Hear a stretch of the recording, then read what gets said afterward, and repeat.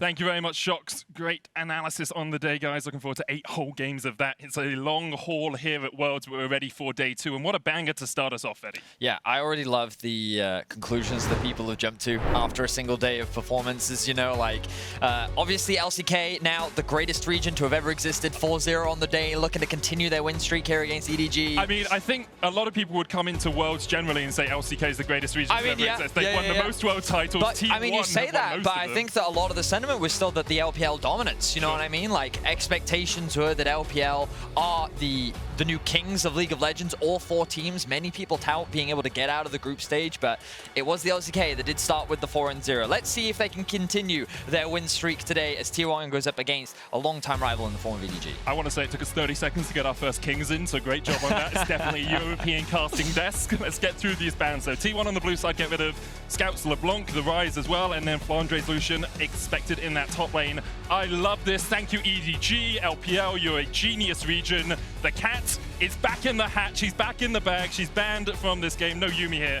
Alongside that, Lee Sin getting taken away from Oner. Okay, so a lot of mid lane priority removed from the side of Scout. So it looks like T1's main focus here is to try and get a winning matchup for Faker, or at least something that he's confident on, and then EDG is going to remove the Azir, so one of the comfort picks taken away from Faker. Bit of a shame. I've always wanted to cast Faker's current Azir because I feel like he plays Azir kind of like you play Lee Sin. You know, he's very aggro, wants to get in your face, wants to use that ultimate, but unfortunately we're not going to get to see that in this game. Instead, we're going to see the Twisted Fate instant lock-in for Faker. So, Twisted Fate obviously very well known for once getting level 6, being able to impact the rest of the map.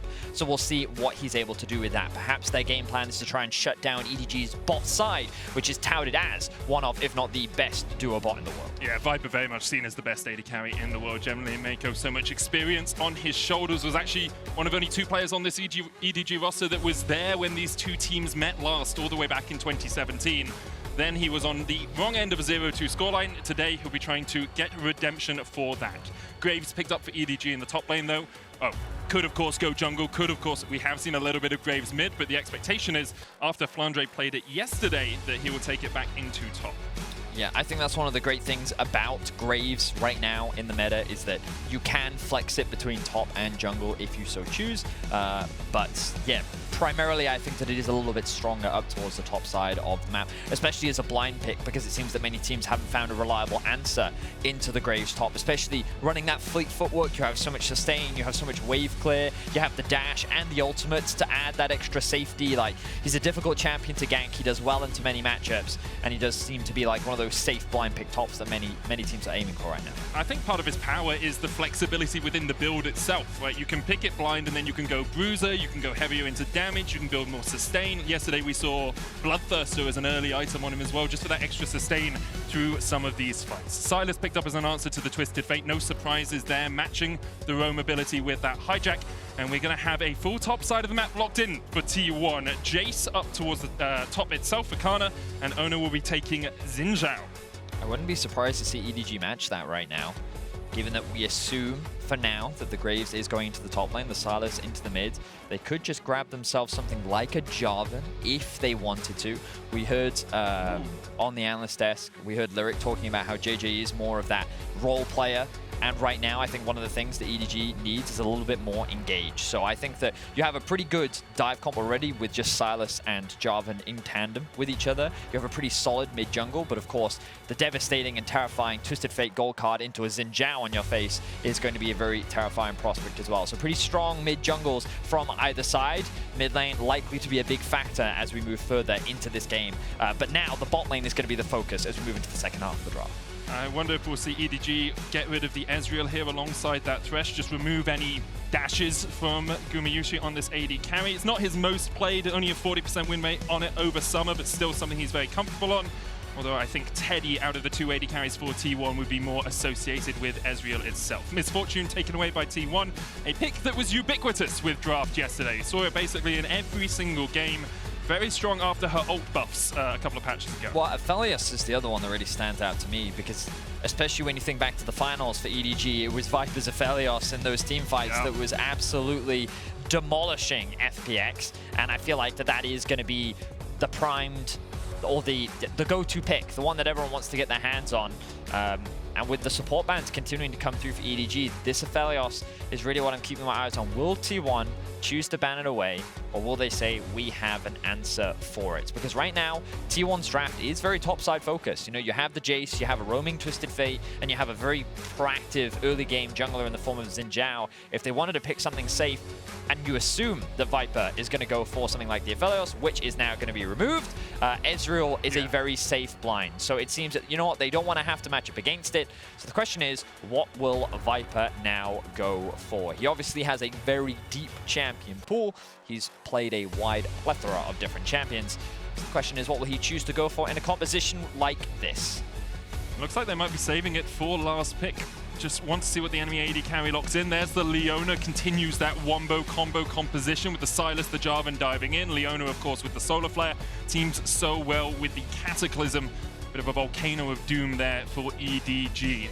T1 now have to look down towards that bottom lane. AD carry, or bot laner, I guess, and support left to pick here. With Braum and Thresh removed, we are falling down that pool in terms of supports. And usually you'd look to something like a Nami, but into this dive composition from EDG, it's going to be very difficult to play a squishy support. Gumayusi here going towards that Ziggs. So I also wonder if this is a takeaway from Viper as well, just because we know the LPL bot lanes are very effective at these kill lane Ziggs Leona bots, but also offers a little bit more AP damage, gives T1 a little bit more wave clear and a little bit more siege, and while they will lack that consistent DPS that an AD carry can provide, they're going to answer with a Shen support, a very aggressive support. Usually Shen has huge power spikes between the levels 1 and 3, where you want to try and play in the face of your opposition, look for early kills. So perhaps we're going to see a little bit more aggression from this T1 2 versus 2, as it seems like EDG is going to round out their bot side with a Jhin Leona. I do love the fact that LCK is coming in with a very obvious different support strategy to everyone else. The Yuumi first pick for Damwon yesterday, now it's getting banned away. Here we see Keria going for that Shen for extra protection. He hasn't played it at all in summer, so it's something he's been keeping in his back pocket. Of course, Shen support is something we've seen in the past. It's not entirely novel, but it's great to see these new picks coming out here on day 2 of Worlds. Looking across these compositions, EDG have a lot of strength if they can get their jungle mid ahead. The ability to chase down T1 is very strong, but I wonder if that Ziggs and Shen will put a spanner in the works. Well, I think one of the biggest things for T1's comp is how well they can play around side lanes, because you think about it, you have the Ziggs ultimate as a global, you have the Shen ultimate as a global, you have the Twisted Fate ultimate as a global, and I think the whole game plan for T1 is heavily invest in Kana, try to get Kana ahead as quickly as you can, and then look to try and play through the side lanes, utilizing Zig to try and match cross map so you can instant wave clear, and you can use the Shen and Twisted Fate to set up 3-man side lane ganks to really snowball and play through Kana. So this very much feels like Kana's game to really pop off from the perspective of T1, whereas EDG, they're looking to get those fights going. They have a lot of utility, they have a lot of engage. Around these neutrals is where they're going to look to fight. So this early game is going to be really important. Can Kana get ahead? Can T1 set Kana up for success? Or will EDG be able to stall things out and get the team fights that they're looking for? In the LCK, Kana was the key focus for for T1 many times. His Jace 8 and 2 with 700 damage a minute. Truly the epitome of LCK Jace. The question is, can he, with all of the eggs in his basket, carry T1 to a victory through this early game? EDG, very happy to scale up. It's something they did so well through the LPL. The finals, I think against FPX, they were a little bit more aggressive in the early game, but historically they've been a team that waits towards that team fighting point. And when you have double AD carries, your team fight is very strong. Certainly is. EDG, they have a lot of damage at their disposal, and they definitely do have a decent early game.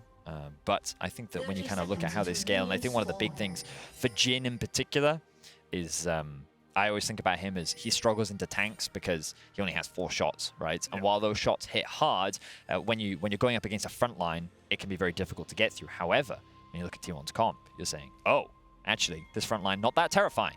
I think that when you get a 4th shot, that can do a lot of damage to this composition from T1. You only have to be really afraid of the Shroud from Shen. I always forget the name. The Twilight Shroud? Is it that one? The one that mitigates Twilight the Shroud? auto attack? Twilight Shroud is a Kali. Spirit's Refuge is Shen. This is why it's QWE. Yeah, I mean, that's you why use I stick those. to this. That's the thing.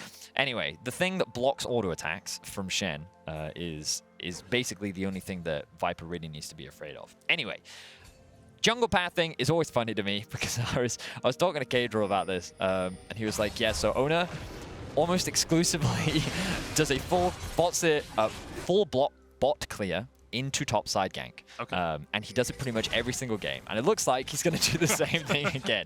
Now, of course, we talked a lot about the draft and how typically he does want to try and invest into Kana early.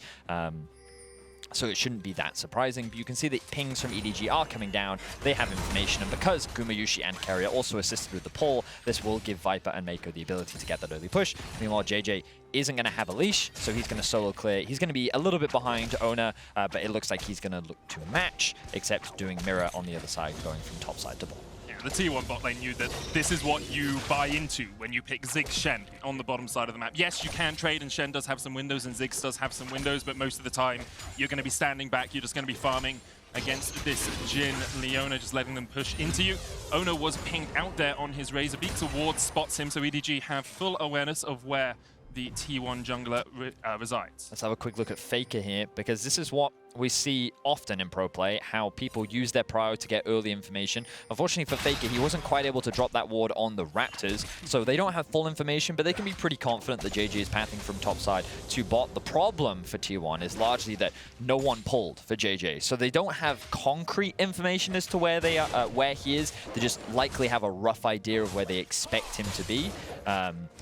But EDG have done a really good job of utilizing that early vision. They dropped that early ward onto the Raptors, and then Flandre, using his prior, will drop it onto the blue buff, so they have full information as to where Oner is. And I think that it's in JJ's best interest by playing the Jarvan to actually avoid Oner, because Jarvan in the early game, while you can do a lot of in terms of gank setup and you do have early damage, an extended trade against a Xin, you're going to lose. So he wants to make sure that he can guarantee himself a Scuttle Crab. You can see that he's done his full clear down towards the bot side of the map, and thanks to the bot prio that his team does have, he should be able to secure that Scuttle as well. Yeah, as a jungler here, you are so happy for your bot lane. You're like, okay, you guys have pushed it in, just walk up through the river. If you want, Viper can back, he can go buy his first item, and because Mako is there, JJ knows he's entirely safe, even with Scout backing away. So early on, both junglers tracked relatively well by their opposing man. As you said, T1 didn't have concrete evidence that JJ was where he was, but because of the ways the waves were pushed, that is to be expected. This is a good little position here from Oner, able to sneak past the vision that was supplied by that ward. It's a couple of wards down into the EDG base, and he wants to reset as well, because you don't want to be going into fights when you're at an item disadvantage. He hasn't gone back yet. He would be at a pickaxe disadvantage to JJ if a fight did happen. But this was pretty interesting, largely because many junglers, especially at the pro level, what they'll do is they'll use their ward early, and then they'll reset, trade it for the sweeper, and then they'll come back out onto the map. Sometimes they'll even just grab the sweeper even earlier so that they can clear out any potential early vision. But Oner held on to his trinket, and then in his first recall actually chose to use it where he expected JJ to actually come back out onto the map, and now he's gotten information as to where JJ is. So now T1 have information as to what JJ is up to. They have to be careful, and Faker is, look at how Faker is playing in the mid lane right now. He's kind of pathing towards the bot side of his jungle a little bit more, respecting that possibility, and so really good information. The person that's in danger right now is Kana, because look at the flank from JJ. He's managed to navigate his way around the vision. Kana doesn't know that he's here. Wave not in the best of spots for Kana either. He's going to step up and get a couple of auto attacks down. Flandre could dash forward with the quick draw. JJ, patience. He's like a doctor who's got a lot of patience in this top lane as he decides not to go for the fight. Flag and drags away.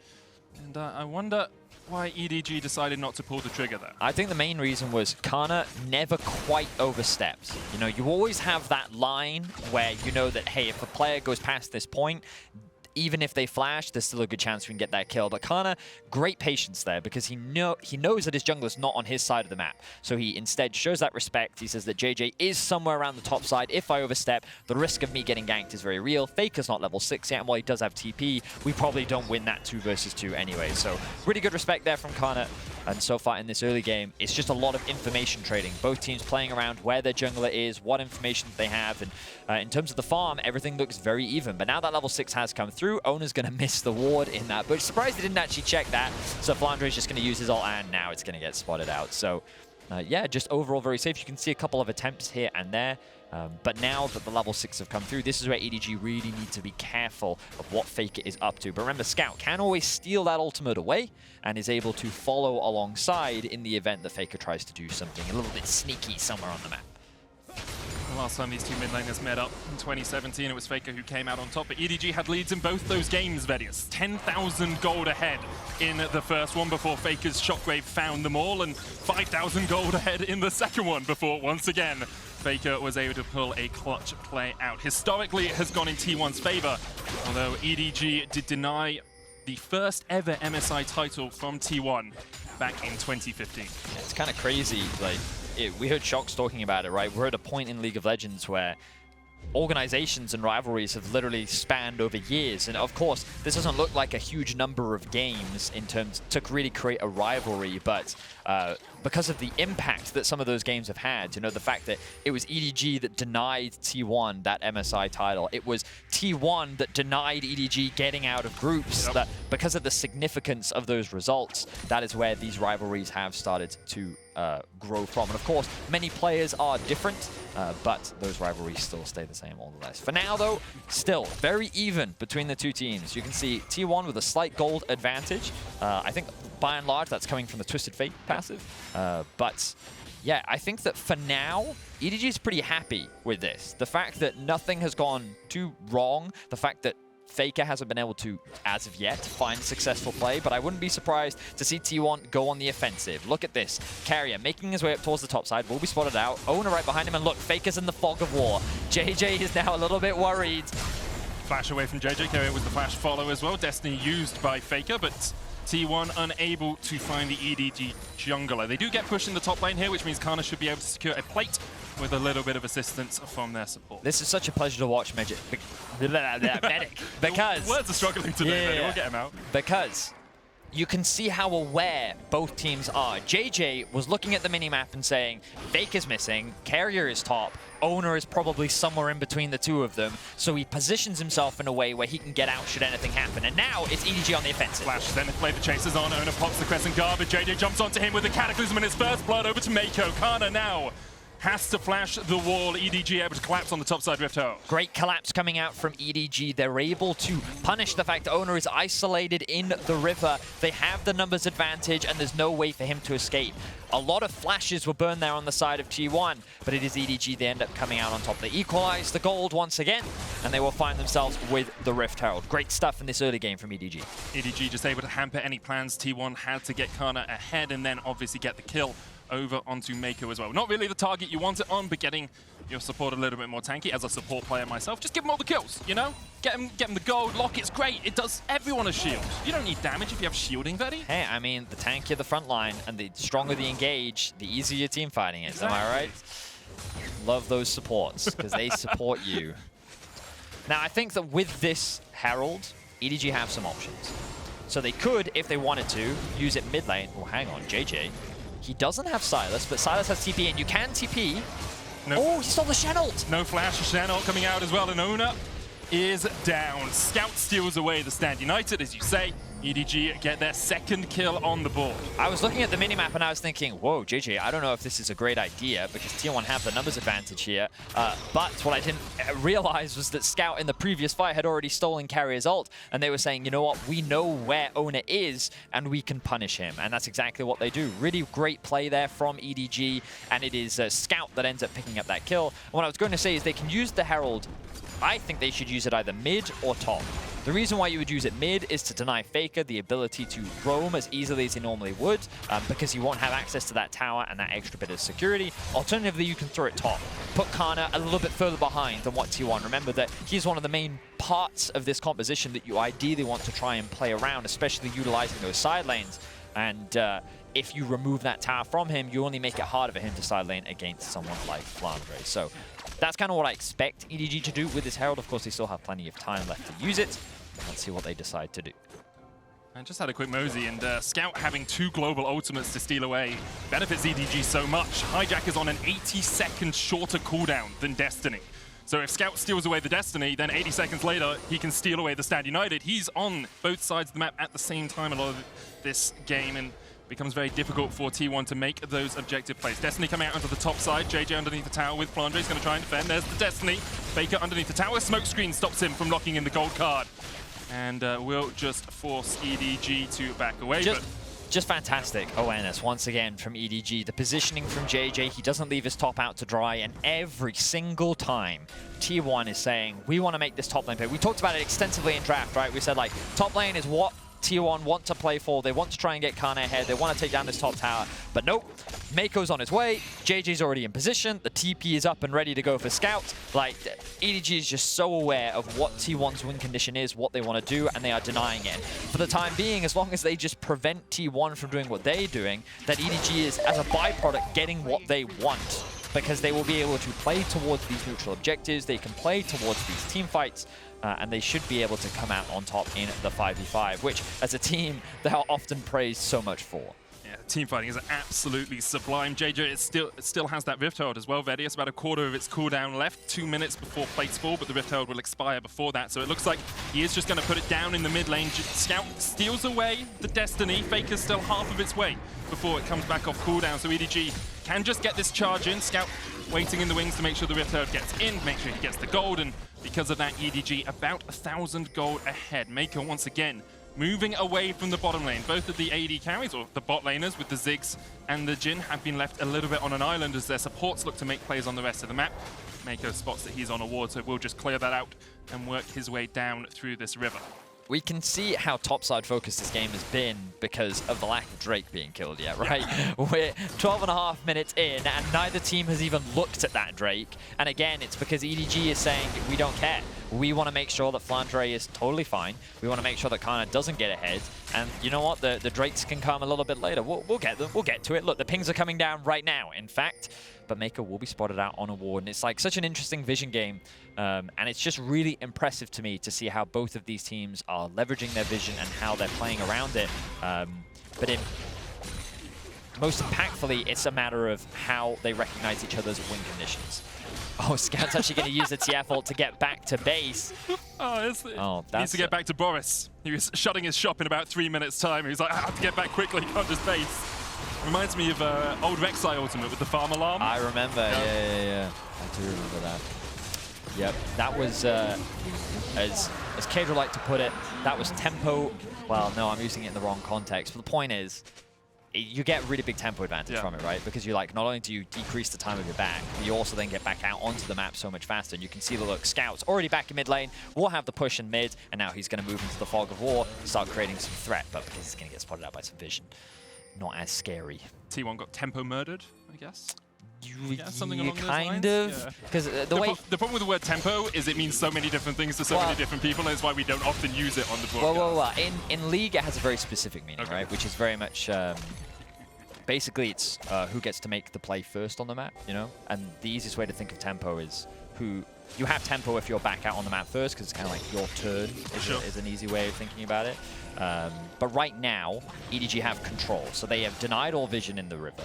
They're kind of forcing T1 to face check into them, and they're basically making T1 feel a little bit uncomfortable. And I really like how our observers are highlighting this here, because EDG are doing a great job of utilizing their pressure and their windows where they know they can move and have numbers to try and deny vision and get a little bit more of the map. And now their lane assignments are starting to shift, because EDG is saying, well, okay, Viper's got his first item now. He's got his upgraded boots. He's level 10. We want to start involving him, and he doesn't have TP. So what we'll do is we'll send Scout bot. He'll start getting all of this solo XP, and we know that he can easily 1v1 Faker on this Sylas, and should a fight kick off, he can TP in. Now, EDG also know that the Herald's been started off, so notice Scout's come back to base, wants to spend a little bit of that gold. He's grabbed himself the stopwatch, and now EDG is ready for the fight. T1 lost the last fight around the Herald. EDG now setting up for it once again. Faker locks in the... Well, hasn't actually locked in the card yet, but we'll be looking for that gold for the win in this game. Rift Herald down to 4,000. That's going to reset, you have to feel, as it begins to charge towards Owner. Reset comes out. The fight's going to start as Mako dives in. Super Mega Inferno Bomb's going to do a lot of damage onto the backline. JJ still pushing forward. Scout dives onto the back, and that is a very dead Owner. Faker forced away with the Curtain Court. Flandre low, the Immortal Shield will proc. Kana has a lot of mana and can put down a lot of damage with these shock blasts. EDG about half HP on everyone apart from Scout. T1 continue to step forward, continue to look for the fight, but EDG holding them at arm's length right now. The poke damage from T1 is absurd. Keria now spotted on a ward as he steps forward. Scout has the flank. Mako going in, and look at the damage going down onto Kana. He's dead. Faker has chance to get across the wall. Gumayusi flashes, and EDG once again win the fight. Another very clean team fight from EDG. Great patience, great flanks, and just great utilization of their ultimates as well. They're going to extend to a 2k gold lead. They're going to secure themselves another Herald, and EDG are looking strong in their first matchup against T1.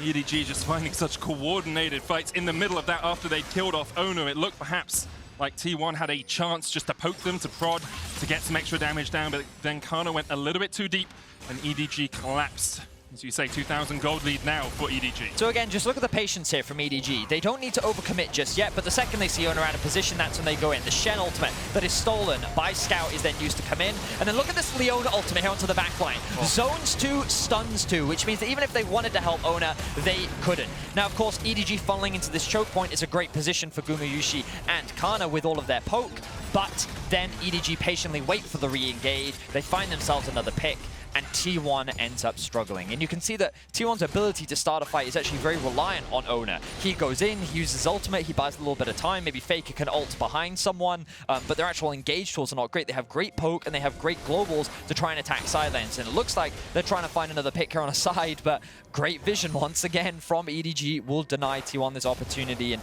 it's just a matter of control. EDG have controlled the vision and the game from start to finish, and they have been playing these team fights extremely well. Such an impressive game we've seen from the LPL champions. Most decorated team in the LPL versus the most decorated team in the LCK, and currently it is China coming out on top. Mid lane tower will fall. EDG have just negated, nullified any threat that T1 had in the early game, any threat of that Destiny Stand United combo. And because they've been able to do that, they're now getting in towards the portion of the game that they like, the team fight, the 5v5s. And with it, they have a strong lead as well. Importantly, as you said earlier, early Dragons were not a point for either of these two teams, so that first Drake was only taken about 5 minutes ago. Next one up will be a Mountain, and EDG currently setting up on the top side. Don't seem to be too concerned with pushing it down towards it as of yet. Right now, they're just trying to maintain control over the river. They're doing a great job of it. You can see how difficult it is for T1 to actually face check when there is no vision available to you, because you're face checking well into a Leona, which is never really that pleasant. They do, of course, have great poke, which T1 is able to land at times, but if EDG forces the engage before some effective poke can come through, it doesn't really result in a huge amount. So let's have a look, though. 3 members of T1 around the top side of the map. Faker has the ultimate as well, but EDG, once again, quick to respond. Scout has the TP, which means that he's happy to just chill in the bot lane. And Medic, you talked about it, like, right now it doesn't look like he has either one of the ultimates, but he's kind of alternating, isn't he? He's just stealing the TF ultimate, stealing the Shen ultimate, and as long as he's got one or the other, he doesn't even need... I don't think we've actually seen him TP this game. I don't think so either. I don't think he's actually used the ability yet. Maybe to get back to a lane at some point. But even then, I don't think he did. I think he's had such all over the ball. I think he's had such great control over his wave that he's never really needed to use it. So impressive stuff from Scout. This will be T1's first turret, though. You could say it's impressive. You could say, well, why didn't you take Ignite if you're never going to use the TP, right? It's like my top laner's in solo queue. Might as well just win the lane. Well, he's got it in case. That's true. We'll see. And it means he can thread in the side lane while EDG play off towards the top side of the map, of course.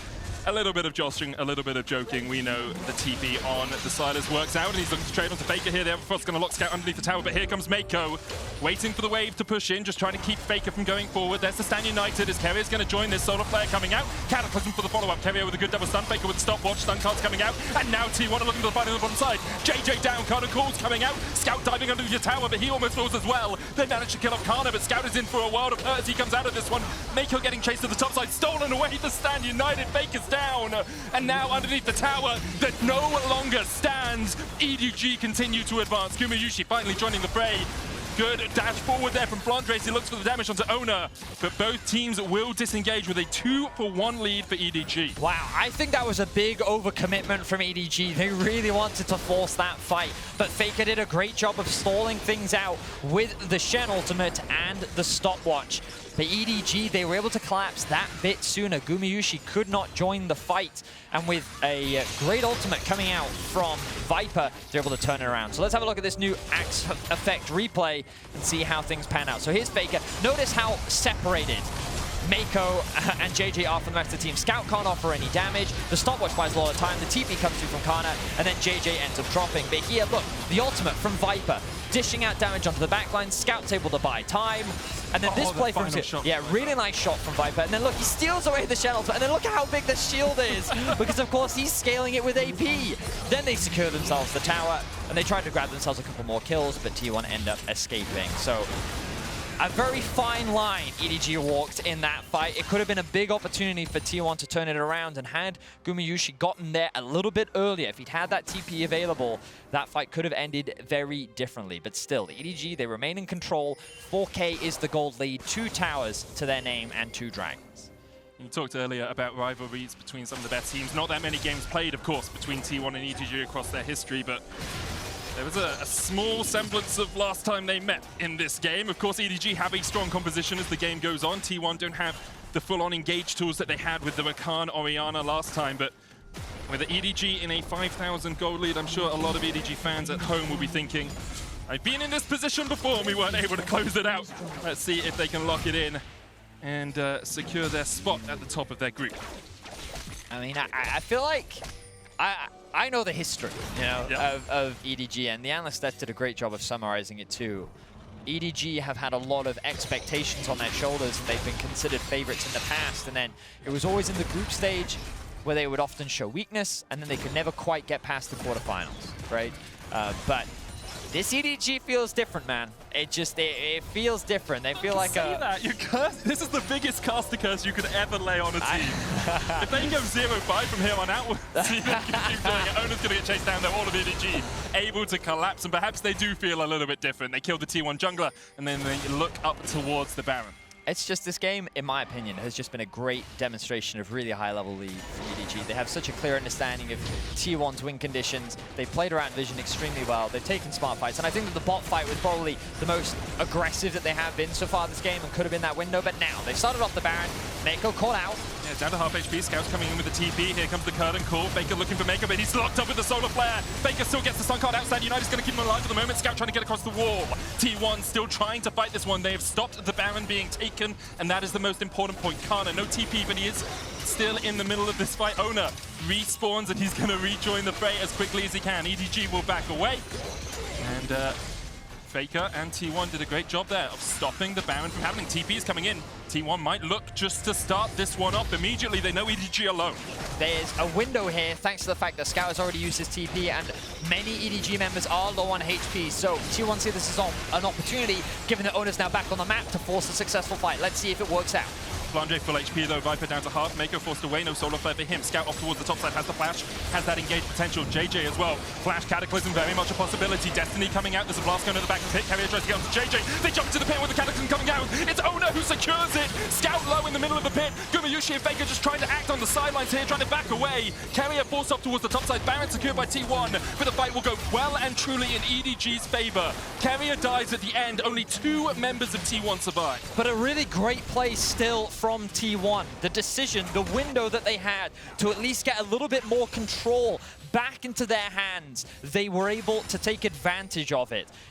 The fact that Ona had just respawned, the fact that they knew that so many EDG members were low, they had a small window where they could force this. And yes, it was a flip, but I feel like that T1 were in a position where they had to take this flip. This was the best case scenario for them. And while EDG, look, Faker and Gumayusi get separated from the fight.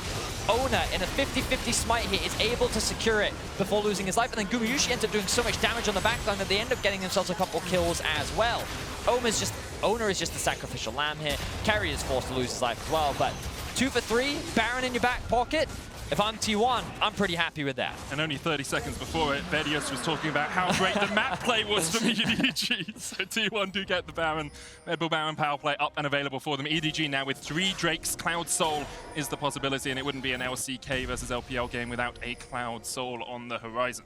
So I think what happened was they got that pick onto Ona. So EDG's like, let's do Baron. Yeah. The problem is, you're doing Baron against Pokemon.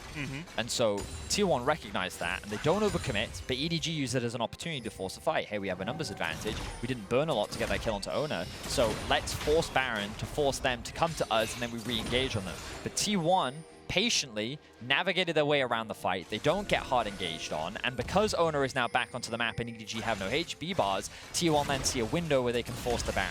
So it was one of these things where I think EDG did the right thing, and I think they had the right idea in mind. It was just that in the execution, they couldn't quite pull it off. They couldn't quite get what they wanted to happen, and so then T1 pounced. And that's why I think this is such a great game, because you can see that both these teams are playing at a very high level. They have a really good understanding of the windows that they need to take advantage of, and they are doing just that. T1 now trying to close the gold gap that they find themselves in. They secure themselves another tower, and while they still find themselves at a 3k gold deficit, look at that. Gumayusi actually has the most gold in the game right now. Yep.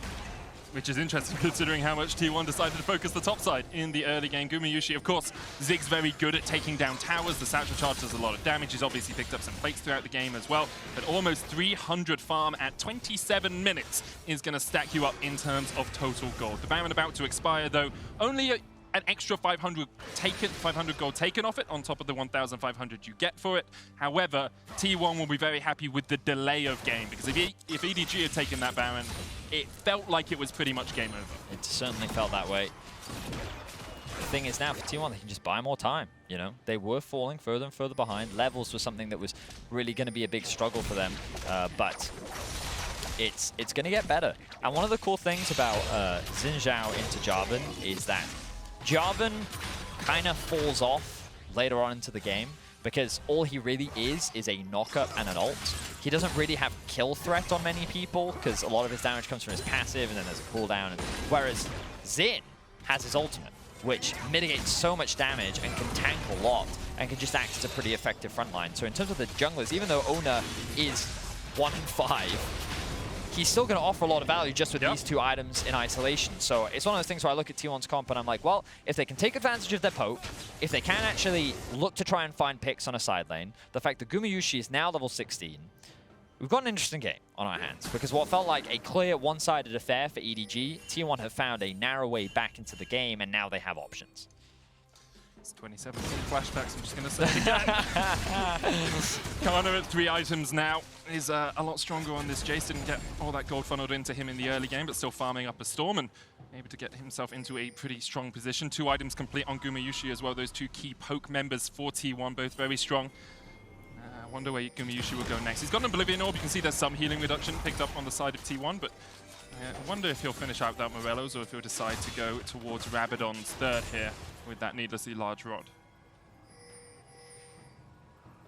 It's very much an option for him. You can see as well, EDG now deciding, well, Cloud Soul available for us. In a minute and a half, we're going to set up Vision down towards this bottom side. T1 accepting Vision off towards the top. It's actually very close between the spawns of the Baron and that Cloud, and I wonder if EDG will be willing to give one up. There's always the option to trade a Soul for a Baron. Not always the best deal. We've seen it go both ways, but Cloud is permanent, the Soul is permanent, whereas Baron, of course, expires in 3 minutes. Thing is, I really think if T1 got a Baron, oh, Viper's in trouble! There's the Destiny Viper. Cleanse Flash into the Gale Force. He manages to escape. Flandre putting the damage down here as well, and Faker has to walk away.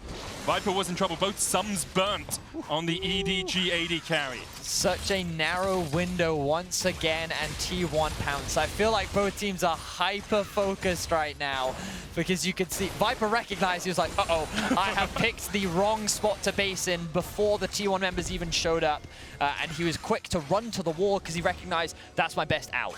But then the flash comes through from T1. TP. There's quite a deep TP though. Scouts looking for it, looking for that flank. Flashes available on everyone but Keria. Scout still waiting in the wings, waiting in the darkness. Flandre pushing in the top side. T1 corral into the mid lane. Only Faker stands alone. Know? Does Faker know? He steps forward, he steps back.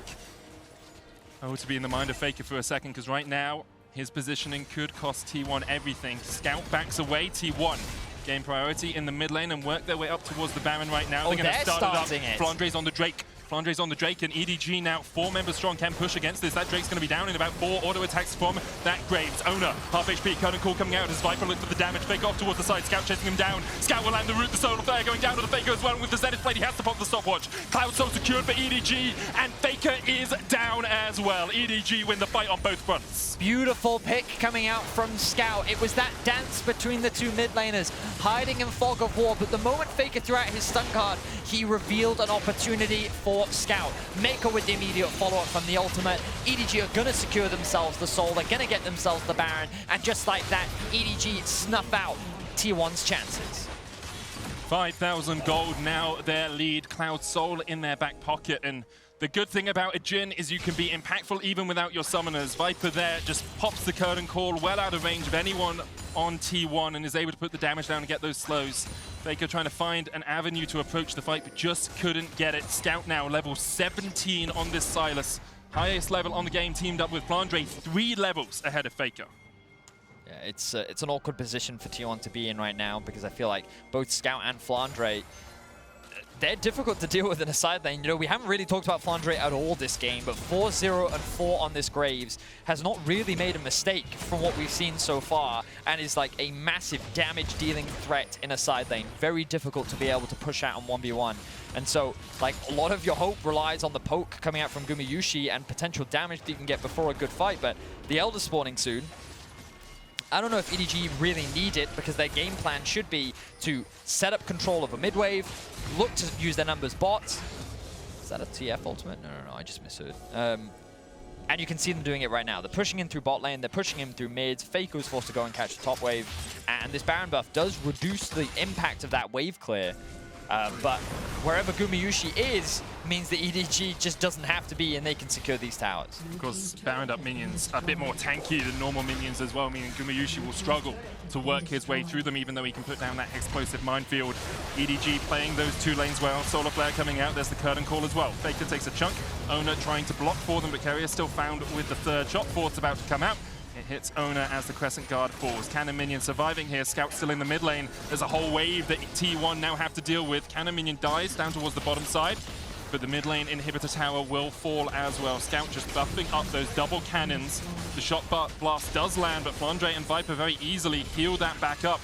And now T1 just decide to defend their bot lane inhibitor tower. Mega Inferno Bomb stolen away, doesn't really get the damage down, but Keria has to dash away, and that's mid lane inhibitor and the bot lane inhibitor now under fire. Scout continues just to wail away on that mid inhib. It will fall, so will the bottom lane, and EDG. They've got everything they needed out of this Baron buff. They can back away. Good patience being shown by EDG, not giving T1 really any opportunities. They're going. Looks like a pick. They're looking for it.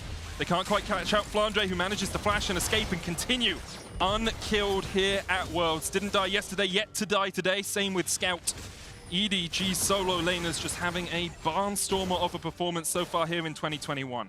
So now I can say with a lot more confidence, this EDG just feels different. Yep. Give you that one. They are clean, they are crisp in their execution, the control that they have, the performance of each of their individuals. You can really see why they are considered one of the tournament favorites and how dominant they have been looking so far in the group stage. Of course, this is only their 2nd game. Group stages can be quite the torrent of emotions for many fans. And there's still a lot left to play, but this EDG team looks solid.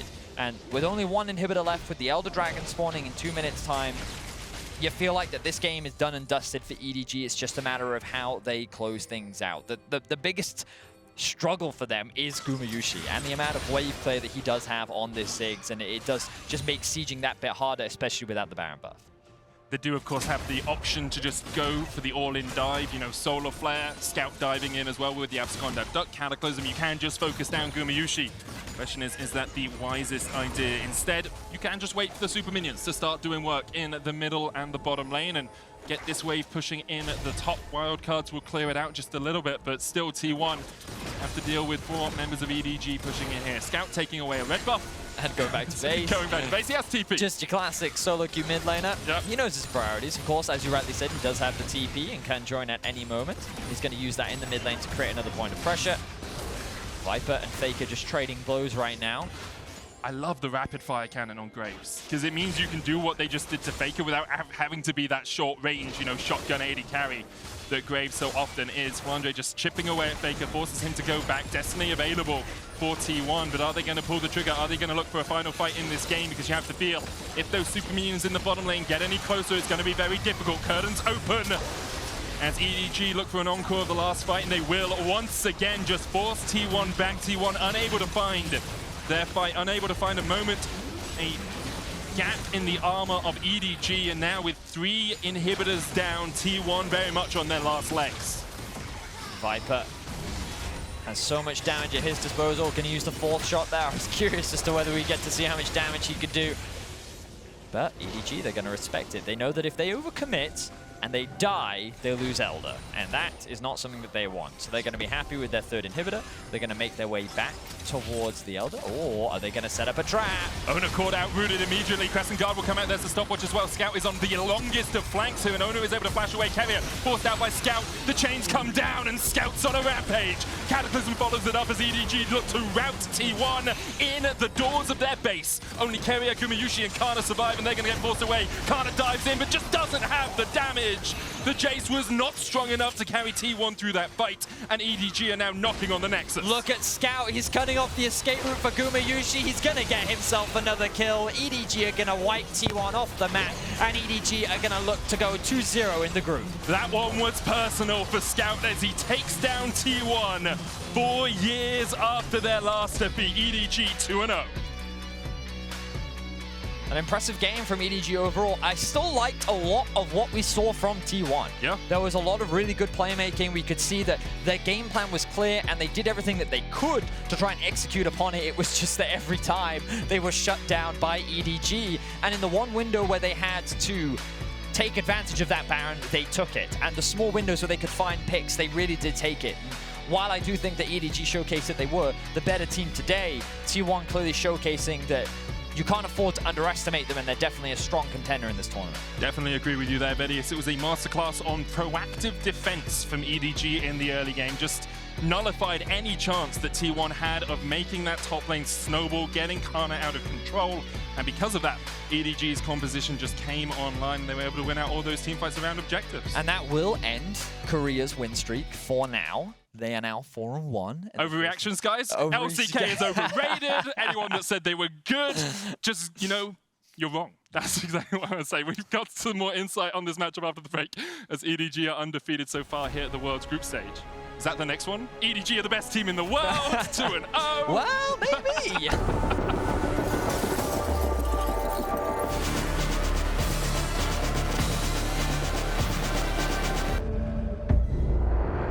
The magical power of the realm is a mystery.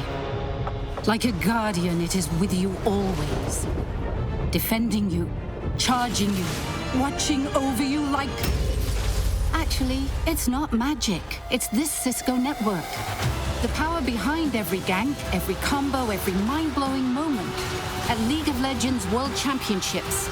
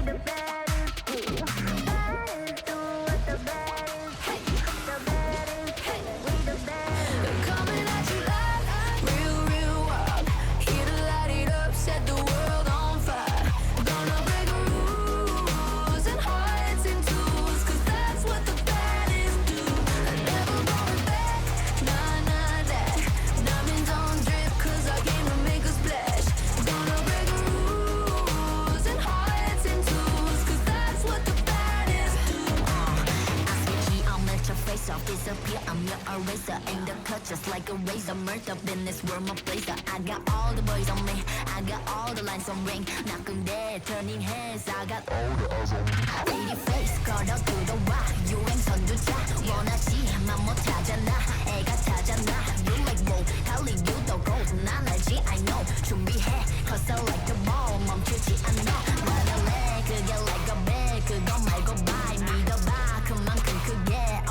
고 high 100% 넌 믿지 못해 죽여주잖아 나는 boss 간지 with the sauce 원하면 줄게 I'm doing damage when just how I planned it I do what I want when I say 모두 날 따라해 난 끝내주잖아 To live on the edge of insane Coming at you loud Real, real world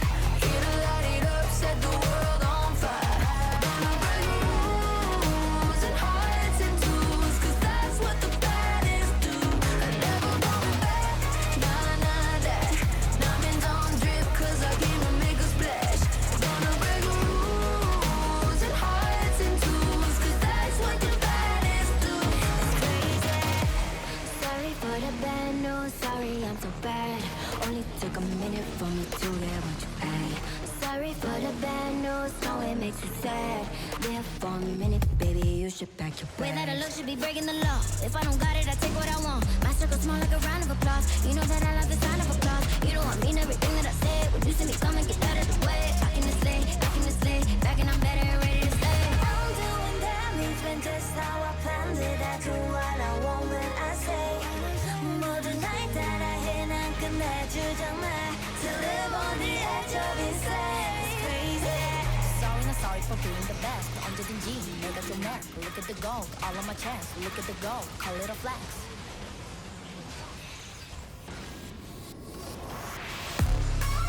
KDA, should we show them how we do it every day?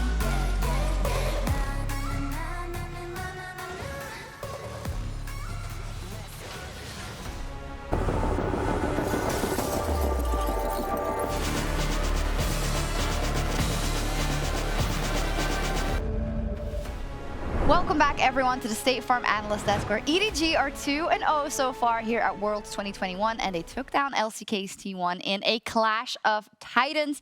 We're going to take a look at the draft, and I'd want to point out the featured matchup presented by Mercedes-Benz immediately. Faker versus Scout, and when we look at what they each decided to go for in the TF and the Sylas, to me, it does spell out immediately what the team strategy was from both sides. Yeah, absolutely. I mean, T1 drafted pretty heavily for split push, have the TF, have the Jace, Shen support, be able to overload the side lane, try to run over EDG through that.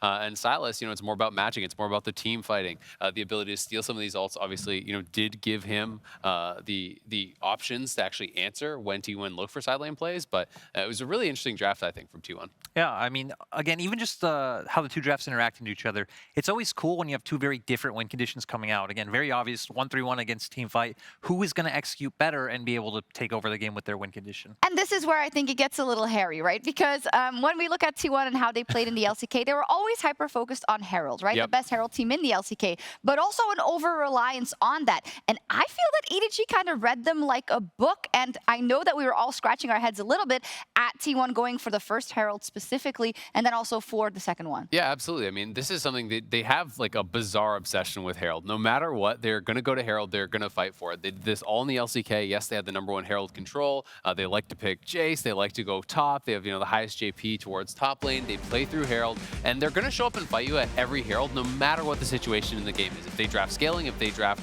1-3-1, they're going to come and fight you. And EDG, I think, had a superior team fighting team and had better positioning on the Herald, yet T1 is going to try to show up and fight through this choke. Yeah, and we were talking many times about how, T1 could have just gone and looked for cross-map plays, maybe go look to take away some jungle camps, maybe start some Dragon, zone Viper off the wave. There's tower. There's plenty of options to go for T1, especially when you are playing a 1-3-1 comp where it feels like you need to accelerate before the enemy team puts you on a timer with, Soul Point or Elder. And T1, they gave into those instincts that Zill, especially in the green room, not happy about. Yeah, I mean, I just think it's kind of disappointing because they feel so one-dimensional to me. I do think that they're a really strong team. They have incredibly talented players, but they have such an over-reliance on this that especially when you're looking towards knockout stages where teams are prepping for you, it's so obvious what to do against T1. Yeah, definitely. We saw it there. And I think when you look at T1 being one-dimensional in that regard, I think you have to take a look at, okay, how multi-dimensional can EDG be? And I think we saw it in their run in the LPL. They played a different style versus FPX. I think in this game,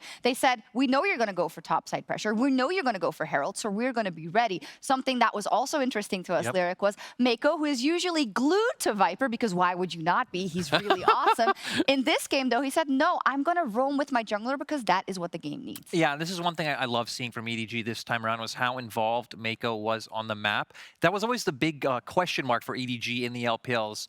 Okay, you guys are the most dominant bot lane in LPL, but when you're facing teams who can impact the map more than you, how are you going to fail? Fair, they've struggled a few times, but did quite well today. Yeah, absolutely. I mean, I think especially in the early levels, JJ, as well as, Mako getting up towards the top side, being able to actually defend their top laner when TF is going top multiple times, trying to set up these dives. T1 could never really make it happen, and it felt like their game plan fell apart pretty early as a result. Yeah, I heard the TLDR there from the casters being like some praise to T1 as well, because yes, at some points they were in this game, but actually I don't think they really were. Like, it seemed like EDG knew exactly what the game plan was, especially after that first Herald, and they prove it again here. Yeah, I feel like EDG just doing such a good job of T1 feel the pressure. They weren't able to start accumulating that gold lead and playing side lanes, so just started forcing Baron over and over again.